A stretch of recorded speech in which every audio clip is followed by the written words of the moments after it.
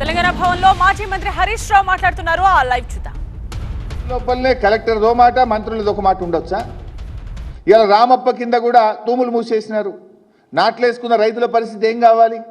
ఎందుకు తూములు మూసేసినారు? నీళ్లున్నాయి, బ్రహ్మాండంగా గోదావరి నదిలో నీళ్లు ప్రవహిస్తున్నాయి. నీళ్లు ఎత్తడానికి కేసీఆర్ గారు 3 ఫేజులు పూర్తి చేసిండ్రు, సమ్మక్క బ్యారేజ్ కట్టిండ్రు.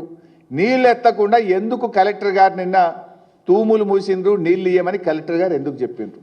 కలెక్టర్ చెప్పింది తప్ప, జూలై 13 నాడు మంత్రులు చెప్పింది తప్ప?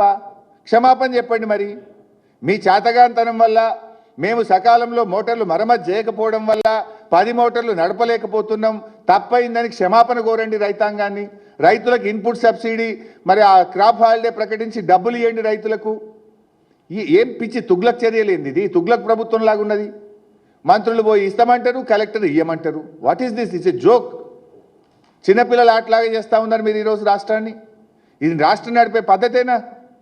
మేము అడుగుతా ఉన్నాం.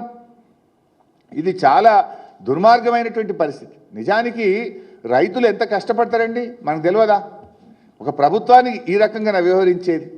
రైతులు ఎప్పుడైనా బోర్ ఎండిపోతే, తప్పిపోయి ఒక రైతు బోర్ ఎండిపోతే నీళ్ళ కోసం రకరకాల మార్గాలు ఎత్తుక్కుంటాడు. ఇంకో బోర్ వేస్తాడు, బోర్ను లోతు కొడతాడు, లేదంటే పక్క రైతు దగ్గర బోర్ను లీజుకు తీసుకుంటాడు. ఏదో ఒక రకంగా పంట కాపాడుకోవడానికి బోర్ ఎండిపోతే నానా తంటాలు పడుతుంటాడు రైతు. లేదా పక్కన ఓ కాలువలనో చెరువులనో నీళ్లుంటే కిలోమీటర్ దూరం పైపులేసి, రబ్బర్ పైపులేసి నీళ్లు తెచ్చుకొని పంటల్ని కాపాడుకునే ప్రయత్నం చేస్తాడు, తపన పడతాడు రైతు. ఒకవేళ కరెంటు పోతే, కరెంటు సరిగా రాకపోతే డీజిల్ ఇంజన్ పెట్టుకోనన్నా పంటను కాపాడుకునే ప్రయత్నం చేస్తాడు రైతు. మనం చూస్తున్నాం, నిన్న మొన్న కూడా వర్షాలు పడకపోతే ట్యాంకర్ తీసుకుపోయి ట్యాంకర్ ద్వారా నార్లకు నీళ్లు పోసి నారును కాపాడుకునే ప్రయత్నం మనం చూస్తున్నాం. కొన్ని చోట్లయితే బిందెలతో, సీసాలతో పత్తి మొక్కలకు చుక్క చుక్క నీళ్ళేసి పంటను కాపాడుకోవడానికి తెలంగాణ రైతులు ఎట్లా తపన పడుతుంటారో మనం చూస్తూ ఉంటాం. అంటే తెలంగాణ రైతు నీళ్ల కోసం తపన పడేటువంటి సోయి, పోరాటం ఈ రేవంత్ రెడ్డికి లేదు. రేవంత్ రెడ్డికి ఉండుంటే దేవాదుల దగ్గర ఇన్ని నీళ్లు విడిచిపెట్టడు, ఒడిసి పట్టేస్తుండేవాడు. ఇలా తెలంగాణ రైతు ఎంత కష్టపడుతుండో నీళ్ల కోసం, ఎంత తపన పడతాడో అనేటువంటిది రేవంత్ రెడ్డికి అర్థమైతలేదు. ఇలా 6 గ్యారెంటీల విషయంలోనో, అనేక సంక్షేమ పథకాల అమలు విషయంలో ఎట్లయితే రేవంత్ రెడ్డి గారు వాయిదాలు పెట్టుతున్నాడో, ఇవాళ నీళ్ల ఎత్తిపోత విషయంలో కూడా వాయిదాలు పెడుతున్నాడు. అరే 10 మోటార్లు నడపవా అంటే 5 నడుపుతా, 7 నడుపుతా. ఈ వాయిదాలేంది? What is this nonsense? Why are you not lifting the water? Is it not your failure? నీ చేతగాంతనం వల్ల, నీ నిర్లక్ష్యం వల్ల, నీకు రైతులకు ఉండే సోయి, చిత్తశుద్ధి లేకపోవడం వల్ల ఇవాళ నీళ్లు కిందికి జారవిడుస్తూ ఉన్నావు. ఈడ ఏ ఎన్డీఎస్ఏ ఉంది? కాళేశ్వరం మీదనే మా మీద పడేడ్చినవు. ఏమనంటే ఎన్డీఎస్ఏ అని బీఆర్ఎస్ మీద బుర్ర తెల్లడానికి చిల్లర రాజకీయాలు చేసినావు. ఇక్కడేం రాజకీయం?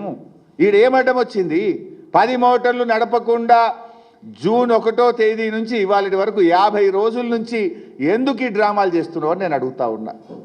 అంటే దేవాదుల విషయంలో నాటి నుంచి నేటి వరకు కాంగ్రెస్ పార్టీది ద్రోహమే. 2011లో దేవాదుల టనల్ కూలిపోతే 3 ఏళ్ళు దేవాదుల ప్రాజెక్టును పట్టించుకోకుండా మూలకు పడేసిందే కాంగ్రెస్ పార్టీ. దాన్ని పట్టించుకొని పూర్తి చేసింది బీఆర్ఎస్ పార్టీ. ఇవాళ నీళ్లుండగా కూడా ఇది కేవలం మీ నిర్లక్ష్యం వల్లనే తప్ప ఇంకోటి కాదు. ఎలినినో పేరు చెప్పి ఎగనామం పెడితే బీఆర్ఎస్ పార్టీ ఊరుకోదు. ఇది ఎలినినో తెచ్చిన కరువు కాదు, కాంగ్రెస్ నిర్లక్ష్యం వల్ల వచ్చిన కరువు ఈ వరంగల్ జిల్లాకు. ఎలినినో ఉంది కనుకనే ప్రతి బొట్టును కూడా ఒడిసి పట్టుకోవాల్సిన బాధ్యత ఈ రాష్ట్ర ప్రభుత్వం మీద ఉంది.